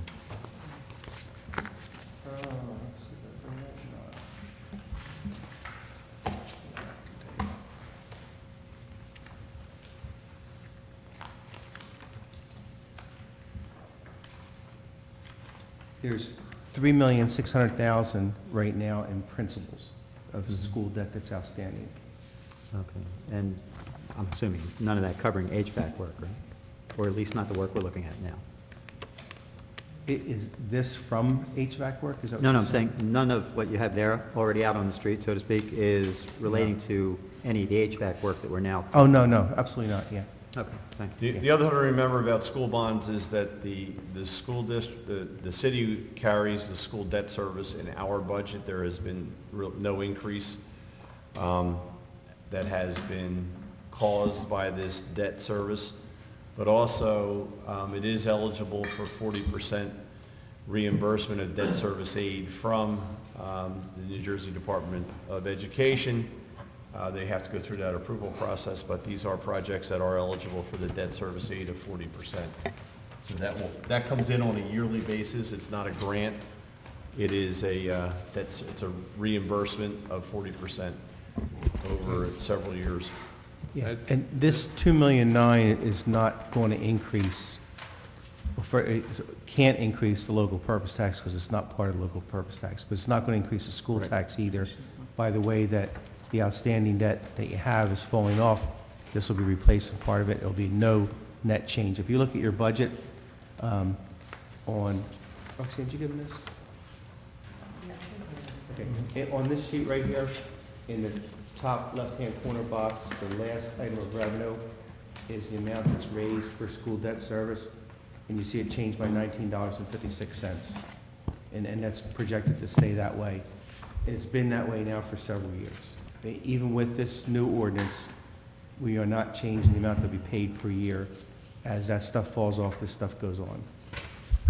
And this is maintenance work. It's not, it's actually something you're going to feel, but you're not going to see, yeah. Actually, some of the HVAC systems don't even work right now. And some of them, we couldn't even get prices on the fix because it was just a waste of money. If it wasn't an emergency, I certainly wouldn't be up here recommending passing the bond. And again, we have to bond for the 2.9 and change. You have to authorize that amount, yes. Authorize, we have to authorize the 2.9, and I think the state will give us back 40%. 40% of that, so. Like $1.7 million something, 1.7, yeah. back from the state of New Jersey, so, or The state. the bond would be 1.7, so it would reduce the bond down to 1.7. God bless. Bless you. And, you know, I'm on the board along with Councilman Reardon and Mayor Gunther, and it is something that's necessary for our, investment down there, our kids, our teachers, and all our employees in the North School and Middle School. So that's something we have to pass, and I feel strongly about it. If it was something that was, not an emergency, I'd be saying no right now. So it took a while for me and the mayor, we sat down and talked and to come to this number, because we worked out a couple of things. To have any HVAC equipment mounted on a roof in Brigantine last 20 years is a long time with... We're actually putting a marine coating on it. Yeah, well, here's the thing too, I mean, there's a school district just up the road here that's been in the news lately. They've had mold issues, now they have split sessions in school, they're getting trailers in there. Obviously, when we were updating our HVAC, I don't think we're gonna have a mold problem or anything else in our schools, and it's something you have to take care of and has to be done, so. Getting 40% back through the Department of Education on the cost, it's money well spent. Is this work that is going to be done right away, or will they have to wait until school's out of They'll session? have to wait. They have cranes that'll be Yeah. lifting units on the Right, roof. It'll right. hopefully done some. Units some- have to be yeah. built. I just went through Okay. this with my own business, and it takes months to build these Okay. units, so. And by process, it won't be legal till around April 1st. Okay, So they can't do anything till April 1st. so hopefully the units that are there will hold out through Yeah, mid-June. like I said, some of the units aren't even working right now, and Thank you. Yeah, the pictures are pretty dramatic when Yeah. you see the rust. Okay, any other discussion on this? Could we have roll call, please? View, Yes. Reardon, Yes. Haney, Yes. DeLucre, Yes. Sarah, Yes. Simpson, Yes. Mayor Gunther, Yes. Carol. So if any, Thank you, Leon. you'll coordinate any dates that you want me to promote? Absolutely. Yep. If we have anything else, Thanks. we'll call you. Thanks, Bye-bye. man. Resolution 2018-44, appointing the members of the Lifeguard Pension Commission. Can we have a motion and a second, please? So Make that moved. mo- Second. Okay, and the members would be George Emick, otherwise, is that Kip or his father? Kip, Kip. Michael Brooks, William Bennett, and Robert Solari. Could we have roll call, please? View, Yes. Reardon, Yes. Oh, wait, Charles, wrong name. My son, who just turned 18, is a lifeguard, so I'm going to abstain. Charles Bennett. Oh, sorry. DeLucre, Wait, was there a correction from the chief? oh, Yes, Bill with Bill. Charles William Bennett. Okay. With that correction, yes. Sarah, Yes. Simpson, Does that guy with all the names know he's going on this board? Just ask my mother. Well, if you ask your mom, I'm gonna say yes. Mayor Gunther, Yes. motion carried. Okay.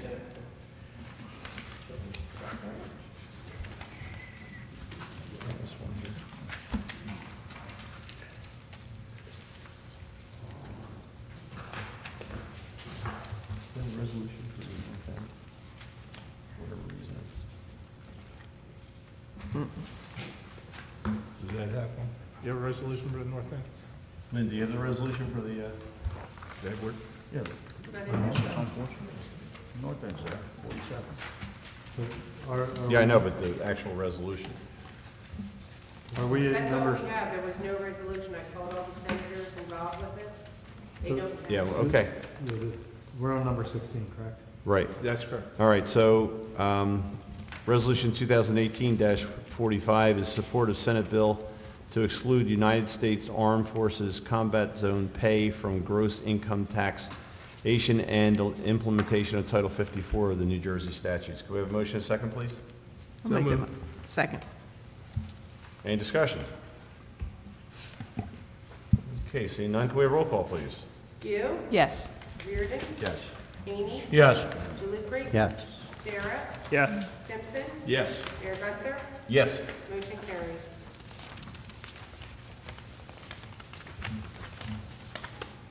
Okay, next we have a resolution 2018-47.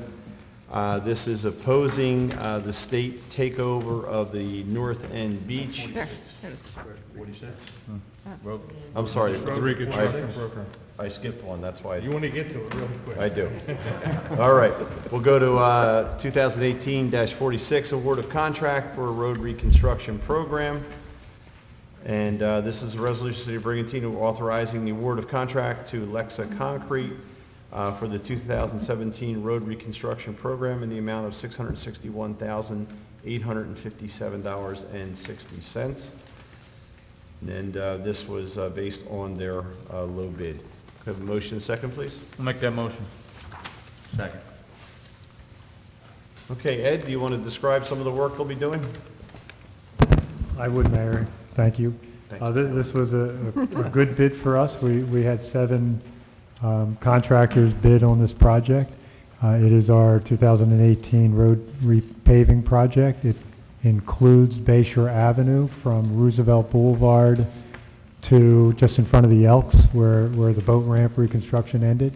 So that section of Bayshore Avenue, along with the Bayshore Avenue on the south end from Harbor Beach Boulevard up to 38th Street.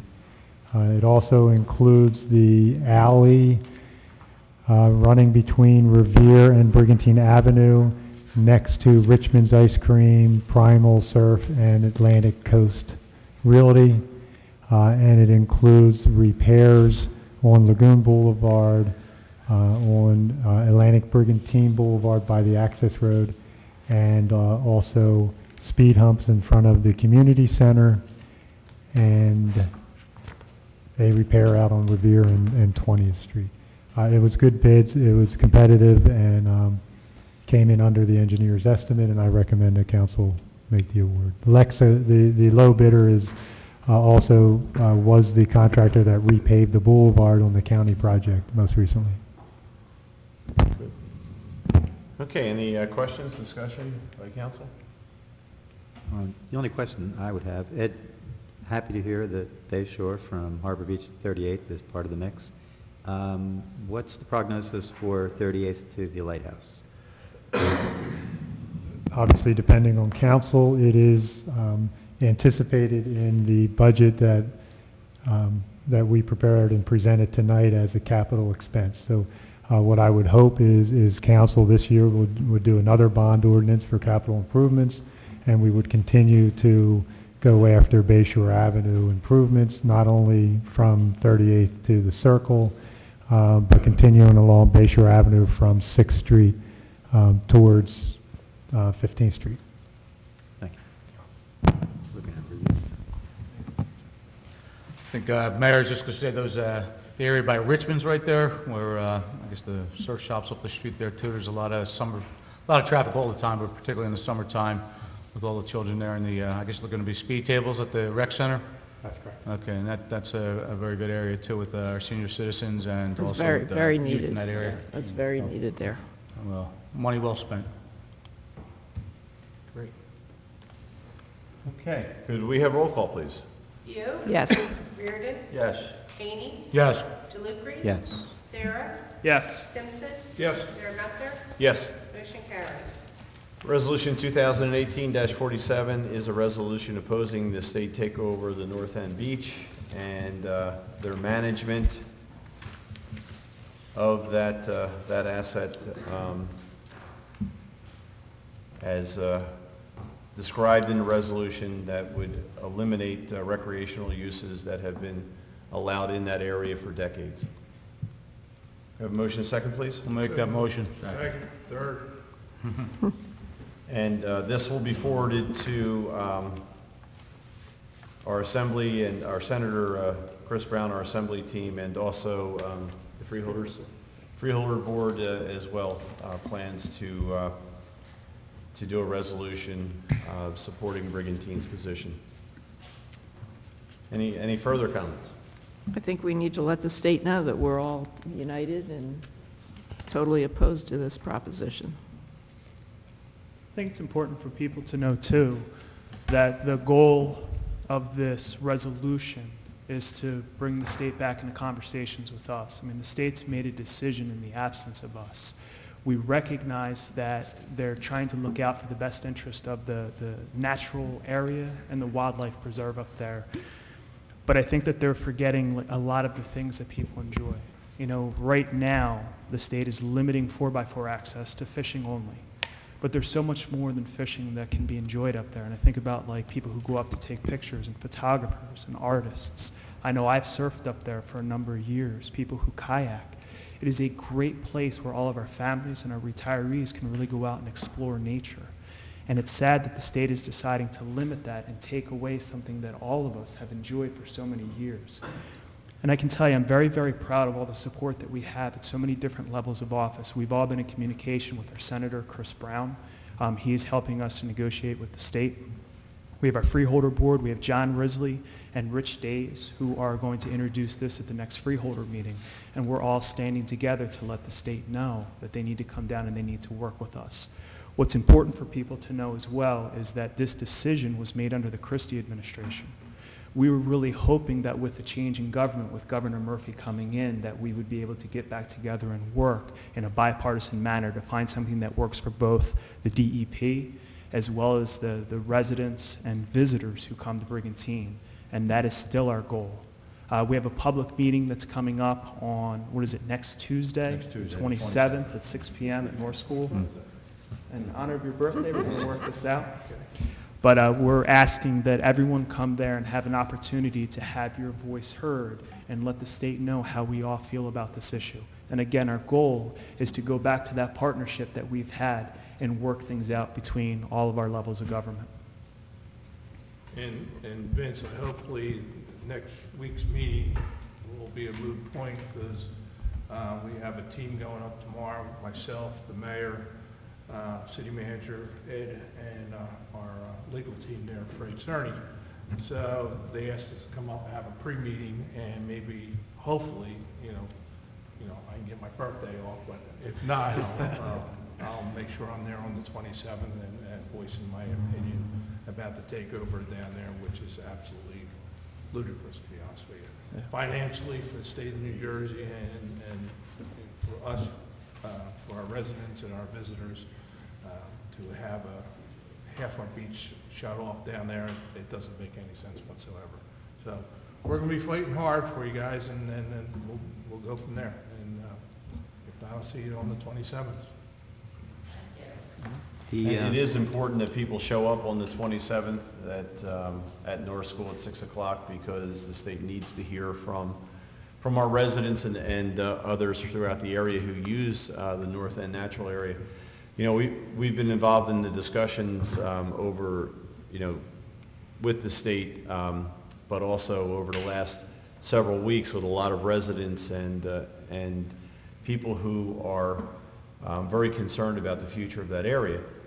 And one of the things that I think really sticks out now is you have over 4 decades of people using an area in a certain way, and now you're telling them that they can't. The enforcement piece, what the state is taking on, what they will need to do to put in place someone to, you know, monitor all the restrictions. Basically, they can't put up a sign that says no because it would be too long, the list. They just have to put up a sign that says what is permitted, which basically is fishing in an area that will be open on a limited basis, you know, as they're talking about closing it from May to September. So it is something that it's staggering that the state wants to take on this responsibility, given all the other things that they are trying to do statewide and facing the fiscal crisis that they have right now. So, you know, we are going to be in Trenton tomorrow. We'll be talking to the DEP and the Assistant Commissioner. And hopefully, we can come to some type of compromise and operate the beach as a partnership, which we have done successfully for many, many years. And that's our goal, to try and work with them collaboratively to basically continue to operate the beach. And by the way, what we've been told is that what we're doing is actually working because it's one of the most successful areas for the piping plover nesting activities that take place in the state. So I'm not sure why they would change that. If something is working, why would you change it at this point? Well, it is the state of New Jersey. True. So, and then other questions that, you know, me and the city manager were talking about is about if people get sick down there or had a major problem with their self, health-wise, or a car fire, or even anything to do with the police officers. Whose responsibility is that? You're telling us, no, nobody's allowed to use it, but we'll use your tax dollars to police it, to use our fire department, to use our public works, and that's not right. Morally, our police and fire will go down there, you know. We're not saying if anybody needs a rescue, you know, beach patrol, whatever the case may be, they'll be upstanding citizens and go down there. But some of that stuff we have to talk about, the financial piece of this too, and maybe that will come into their head and go, wow, this don't make, we haven't thought about this. So hopefully it's a good meeting tomorrow, and we'll come back with good news. And Connie, we didn't want to leave out the painters. I know people go down there and the Beautiful artists. owls. Sunrises, owls, plovers, Carlin, Connie. It's, yeah. Okay, could we have a roll call? You, Absolutely. Reardon, Yes. Amy, Our previous comments from council here were quite comprehensive, and they really give a good overview of the nature of this whole situation. So I vote yes. Dewey, If we were having this conversation on March 7th and nothing had changed, I would be enthusiastically voting yes. I'm going to abstain because I'm not sure I get the logic, knowing that this proposal from the state came about from the prior administration, which, as we've seen, had some odd ideas about beach use. And you're meeting tomorrow, we're meeting tomorrow with the people who can make the decision for the new administration, and we have a public meeting coming up next Tuesday where all questions are going to be presented, and we'll either like or not like the answers. If we get to that point and nothing has changed or improved, then yeah, absolutely, we should be condemning the state's position. But I think it's a little presumptuous of us right now to assume that we can't persuade either tomorrow or Tuesday or in the days that follow the state to come to its senses. I wouldn't say it's presumptuous though, Rick, since they've already taken over the North End, and we oppose it. But Mike, the issue of meeting with us to hear why it should change is still very much on the table. That's happening tomorrow, and the public session is happening next Tuesday. They could have held off taking over. Okay, but they didn't. The reality is this is where we are. And it is a new administration, which has only been in for less than a month. So, as I said, I'll abstain. If nothing changes, I would say on March 7th, our resolution of condemnation should be a lot stronger. Sarah, I think it's important to take a stand for the things you believe in. I think it's even more important for all of us to take a public position and an official position to let the state know where we stand. I don't think there's any harm in officially telling them that we oppose what they do. So I vote yes. Simpson, Yes. Mayor Gunther, Yes. motion carried. Okay, Resolution 2018-48 is authorizing solicitation of RFPs for a tourism and marketing plan. Can we have a motion and a second, please? I'll make that motion.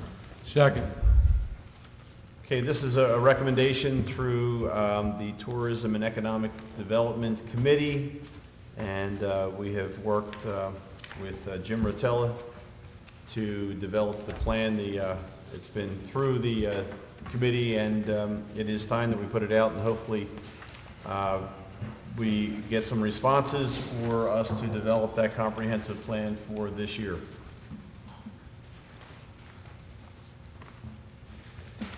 Okay, is there any further discussion?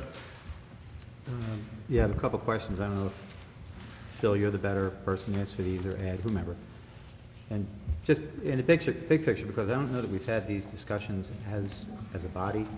And I understand the RFP process and what we're hoping to get, and bring a consultant on board to help devise and implement an appropriate marketing strategy. But what the starting point, I guess, always has to be the client has to direct or have its own vision of what it is you want the consultant to advise you on.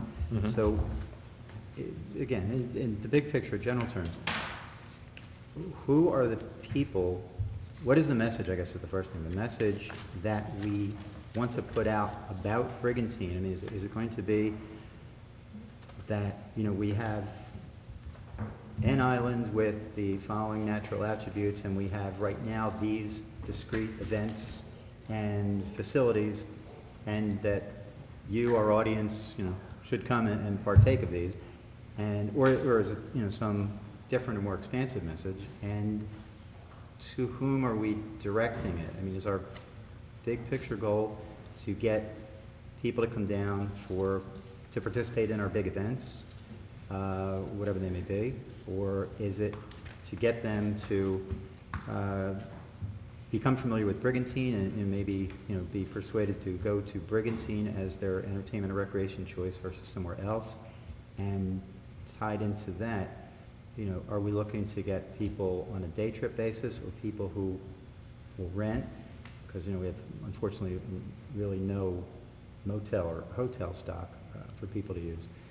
And then, given whatever our message, our branding / message is, and to whom we think it should be directed, you know, geographically, demographically, and then do we have, it's more of a budgetary thing, where are we thinking that we would want to focus? You know, is it going to be traditional print? Is it going to be focused on, you know, online, Facebook, Twitter, whatever else is out there? I'm not that familiar with this stuff.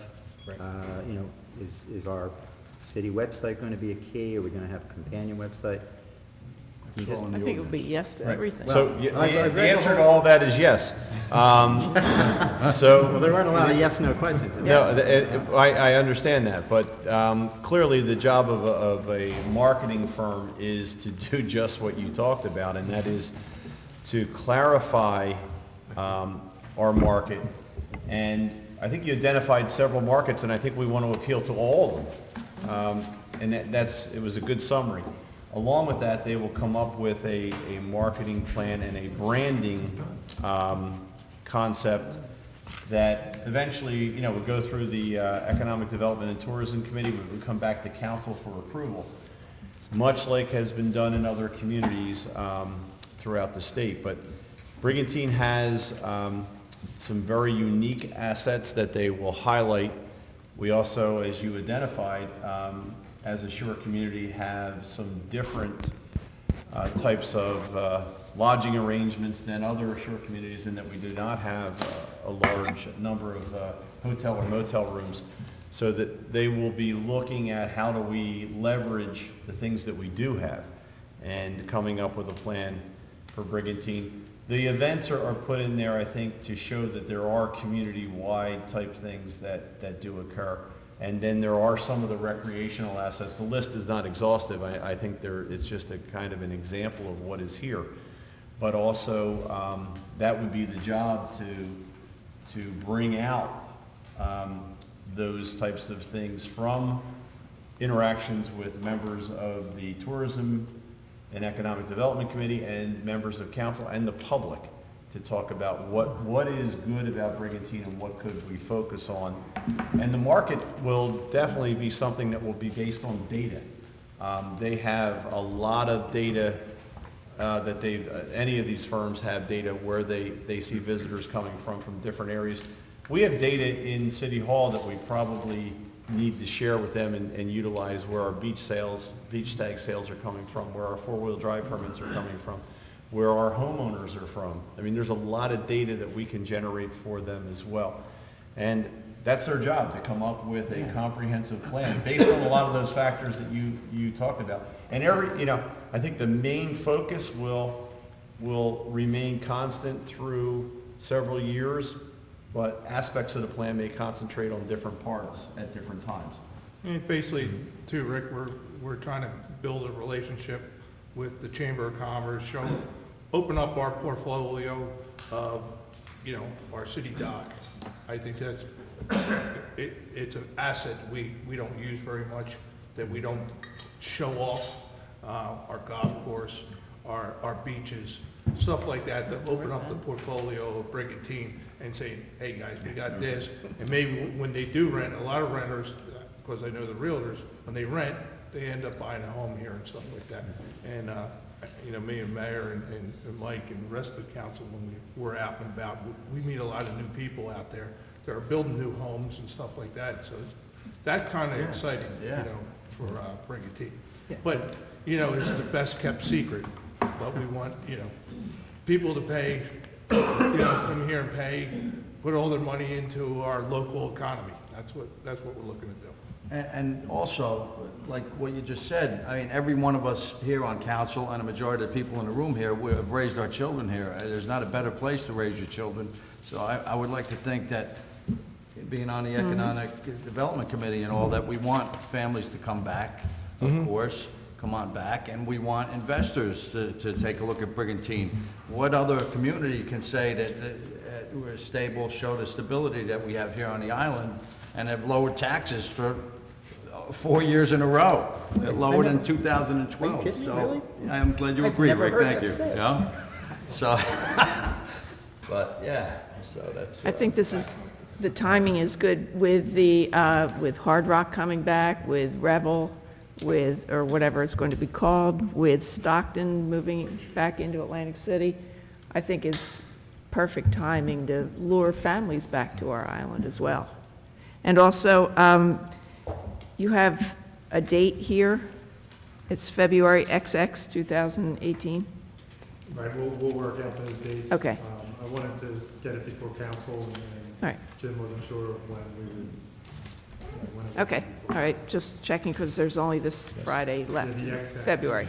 The 23rd it would be. And the idea too is that our plan would be, it would complement what's going on with the county's economic development plan, as well as, what we feel we need in Brigantine, how we can actually plug into, as Mike said, you're looking at, if things go well, employees moving hopefully into the That's area. it, absolutely. And I think Brigantine needs to have a presence and certainly be able to put our best foot forward, if you will, in all those different venues that Rick talked about, in social media as well as in print. And we'll tell the story anywhere that people are willing to listen. In the funding side of it, and if you don't want to reveal these numbers, I guess I understand. What are we projecting ballpark for the consultant piece, and then how much money do we have available for the actual implementation of whatever plan that person may come up with? And I'm assuming that's in the budget somewhere, right? It's in the ordinance in right here. here. Everything's in the ordinance, the information. What? No, I mean, it mentions, that there's potentially up to, what was the number, 80,000 from the dedicated portion of the rental? Not even close to 80,000. No, I'm not saying that. There was a reference in there, though, to the potential availability. I believe it was up to 80,000 from the $100 surcharge. From the fees, correct. Right. Yeah. We were anticipating that the bids will come in around the 30 to 35,000. For the consultant. For the consultant. And we anticipate that the revenues, the funds generated by that additional charge for the rental registration fee will cover this plus costs moving forward. And remember, we have talked about, without knowing really what this plan comes out, it's hard to really anticipate what work is going to be needed to be done here in the town. We do anticipate that the website will play a large part of this.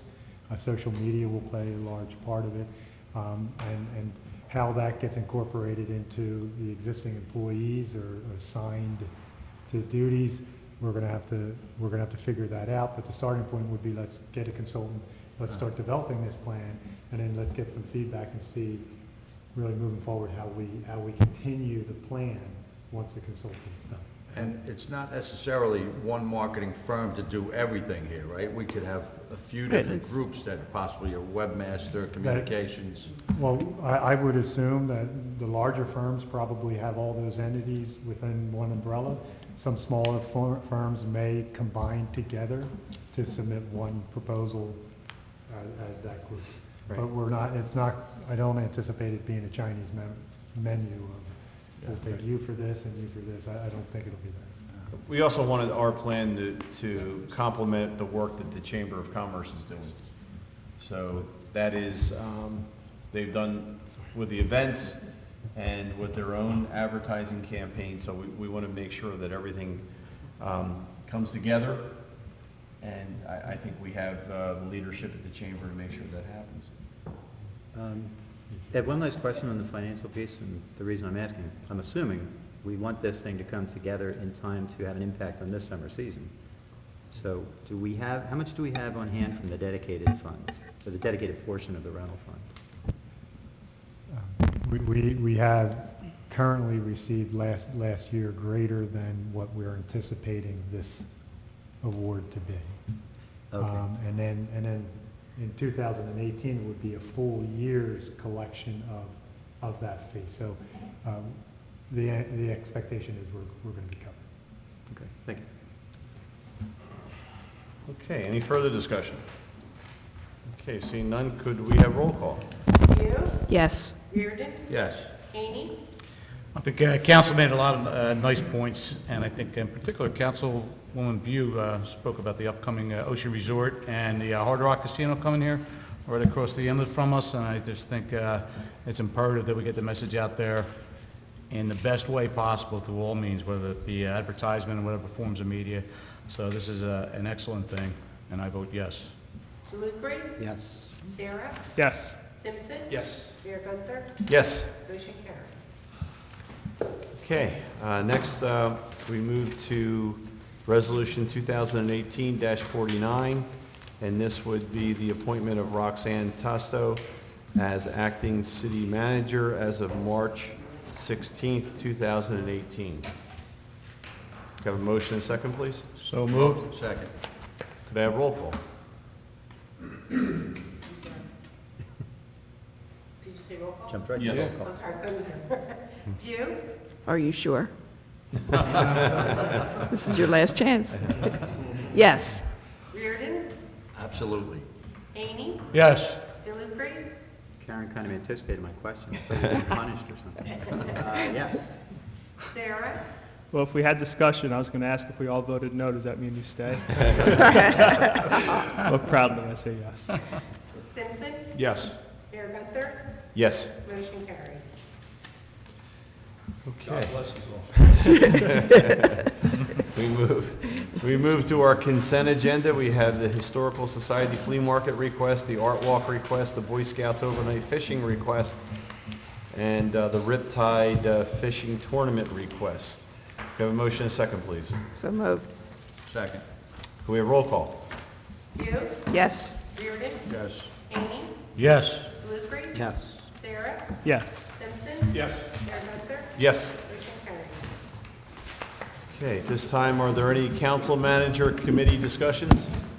Mayor, just to back up 1 second, I apologize for not catching you before you voted. With the Boy Scout sleepover, there is a bonfire or a fire request. It's the same as last year. Council authorized that with the approval or the issuance of a permit from the fire official. Just so council is aware that that is included again this year. Sure.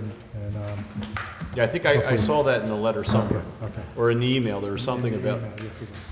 Chief, you okay with that? Absolutely. I'll be there for some marshmallows. There you go.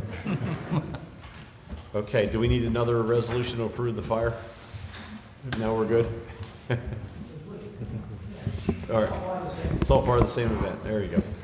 Okay, any other council or manager discussion? I think we've had quite enough tonight. I'm going to move to the public portion. Anyone who would like to address council on any issue, please step forward, use the microphone, and state your name and address.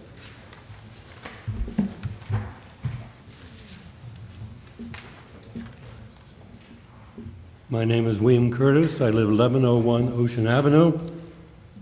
I respectfully request the council to consider amending the city's noise ordinance to require that a business must obtain a permit from the city to use a public address system, and that such a permit be permitted to be issued for only 1 day per month for the same property location and be usable only for that specified day. My reasons for the request: I live 3 blocks from the bar on the beach at 13th Street South, and I can hear the music blasting from his PA system as loud as if I were standing next to the amplifier system. The music comes through my windows and doors even when they're shut. Last summer, a man came up from the beach on 11th Street South and said, "That music is terrible. It's just, I can hear it just as loudly down at 5th Street North."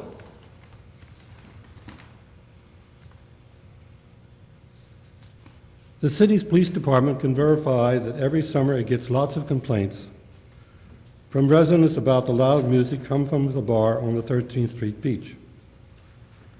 This is a community problem and not just a local one. It merits the council's attention. Although I live across from the beach, I cannot hear the ocean because of the music blasting over the PA system's amplifiers. Even with my windows and doors open to let in fresh air, I can't listen to the TV without having to raise it a lot higher.